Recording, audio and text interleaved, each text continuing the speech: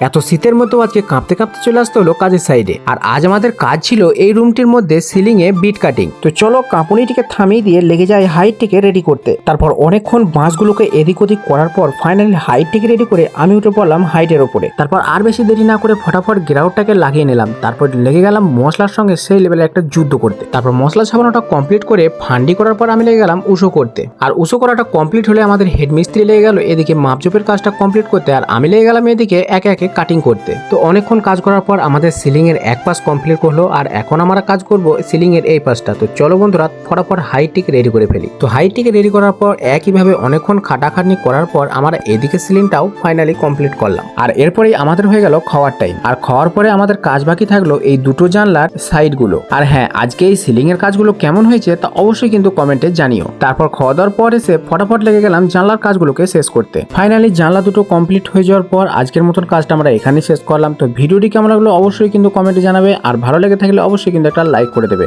তো আজ এই পর্যন্তই, দেখা হচ্ছে নেক্সট ব্লগে।